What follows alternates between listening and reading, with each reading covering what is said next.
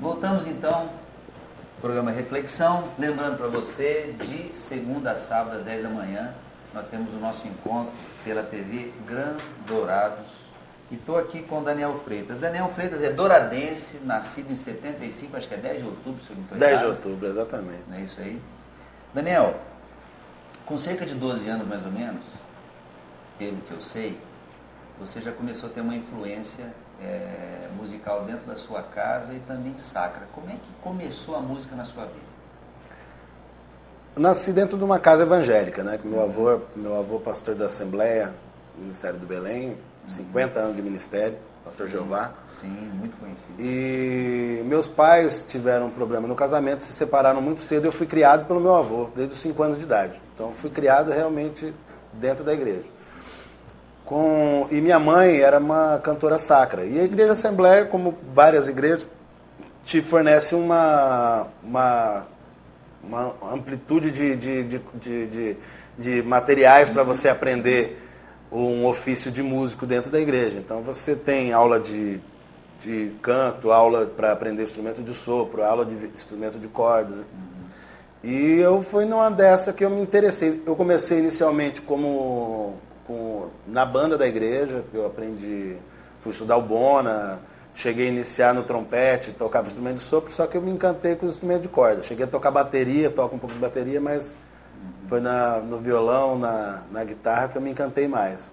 E cantar veio um pouco mais pela influência da minha mãe, que era cantora sacra, e acabei me influenciando bastante por ela. Sim.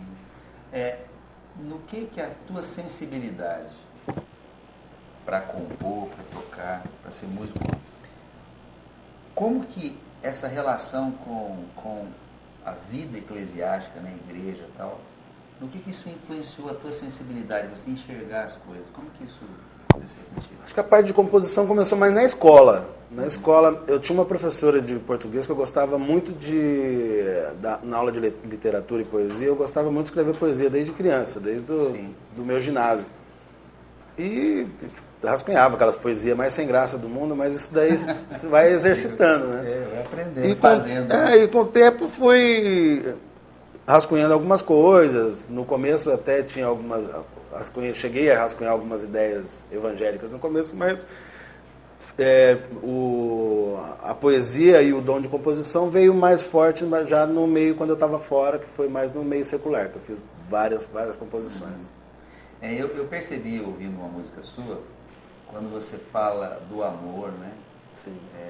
Eu percebi uma sensibilidade, um cara romântico ali, cara. E essa coisa, eu acho que tem uma influência de Deus na nossa vida. Porque enxergar amor, enxergar a vida nessa perspectiva, vem como fruto de algo no nosso íntimo. Eu tenho uma coisa super bacana, porque além de... Você vivencia aquilo. Então, amor é uma coisa que você vivencia e você tenta traduzir aquilo em palavras, de alguma forma. E eu tenho 3 filhos, e o mais novinho agora ainda está sem música, mas geralmente meus filhos, quando eram pequenininhos, eu sempre fiz uma música bem bacana para eles, legal. Que é aquela coisa que para mim acaba se tornando uma preferida. O público às vezes não sabe, essa música tem um outro sentido para a pessoa, mas para mim, na época... Tá fácil? Eu fiz uma para minha filha, que chama Minha Pequena. Quer ver? Minha pequena, luz da minha vida, conversa um choro triste, linda, que me faz perder a linha. E o refrão assim: agora está na terra, faz sentido. Tenho algo lindo pra pensar. Já me basta a esperança. Vejo o mundo uma criança para quem quero voltar. Cara, que negócio bonito. Essa eu fiz pra ela. E ela era bem pequenininha, recém-nascida, e eu já estava nesse ritmo de viagem. Eu lembro que quando eu escrevi essa música, eu estava tocando em Tupã. E eu já estava fora de casa fazia uns 15 dias. E ela bebezinha, eu sentei... Aquela coisa meio... Escreve meio emocionado. Então, eu quase sai da alma. Não, eu sou muito emotivo para isso. A música, ela tem um sentido muito, muito grande para mim. O povo judeu é um povo extremamente envolvido com a música. Sim. Um povo que cantava, um povo dançante, um povo de expressão. Verdade. Né? E o cristianismo ele surge aí, né? Ele surge no meio de tudo isso. Eu acho isso lindo, rapaz. É um negócio que mexe comigo. Mas voltando aqui umas coisas. Você começou a tocar com 18 anos profissionalmente. Sim. Certo? Tá. Você começou a ganhar dinheiro e precisava, né? Eu precisava, naquela situação. O lanche, né? O cachorro quente. É assim, eu até então eu tinha uma vida de estudo, só vivia escola e tal, nunca tinha precisado trabalhar. E eu muito cedo, aquela coisa de menino, aquela coisa de músico, né? É mentira isso, mas diz que música atrai as meninas. Tá, essas coisas. Não, tem um pouco de verdade nesse negócio. E numa dessa eu escapei e eu tive um filho com 17 anos. Certo. Uhum. E nessa de ter um filho com 17 anos surgiu a necessidade de sustento, trabalhar e gerir alguma fonte de renda. E a única coisa que eu sabia até então, porque eu só tocava na igreja, mas a única coisa que eu sabia era tocar violão e cantar muito razoavelmente, muito precariamente ainda nessa época.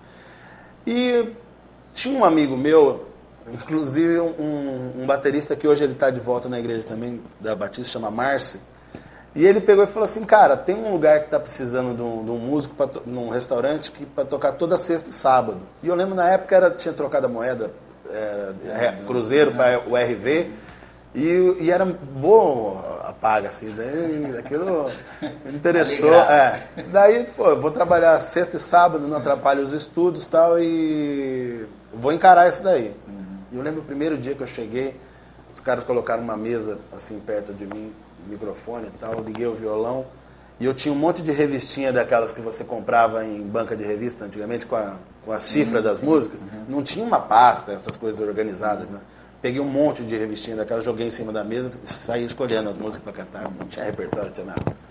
E ali foi quando eu comecei. Daí o pessoal começou a gostar e as coisas vão aparecendo, surgiu uma banda de baile na época, inclusive essa banda de baile que eu participei, que chamava Banda Elite na época, todos os integrantes vieram evangélicos, um é o pastor Emerson, o outro é o pastor Juninho, né? Sim.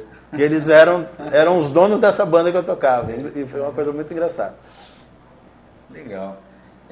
Você tem uma frase que diz assim, não sou eu quem domina a técnica de compor, é a composição Que me domina. que me domina. O que é isso? É uma coisa que sente, porque a pessoa que tem a técnica de compor, a pessoa escreve 10 músicas por dia. Senta, escreve, independente de ficar boa ou não, ela tem aquele hábito de sentar e compor. Então faz aquilo diariamente. Até durante o mês a pessoa tem 30 músicas razoáveis para passar para compositores ou vender aquilo. Pessoal que trabalha disso. Eu já sou mais aquela coisa de sentimento. Então eu estou numa hora e vi uma cena, por exemplo, estamos aqui batendo um papo assim, surge uma história interessante e isso me dá um estalo de alguma ideia para compor, escrever alguma coisa, ou melodias, alguma coisa, como eu sou instrumentista. Então, geralmente eu tenho várias melodias prontas. Só harmonização. Alguma coisa sempre já está pronta na cabeça. Sim. Você se lembra de uma música que você fez muito rápido? Você sentou assim, aconteceu, você escreveu? Eu fiz um tema esses dias atrás, faz até recente essa, que eu fiz um tema, pediram um tema de músicas do Pantanal para usar numa campanha publicitária. E eu estava muito corrido, sentei, peguei o papel e foi muito rápido. Assim, coisa de 2-3 minutos eu fiz a música, gravei e já mandei para a pessoa. E foi super bacana. Deixa eu ver se eu lembro dela. Não vou lembrar agora. Não vou lembrar. Foi tão rápido que foi muito rápido. E foi usado para uma campanha publicitária. E a música é bacana. Se eu lembrar, eu toco ainda. Não, tá bom. Você teve uma aproximação com a Cássia Eller nessa tua caminhada, me parece, enquanto profissional. Você andou muito, né? Você saiu daqui de Dourados e viajou para vários lugares.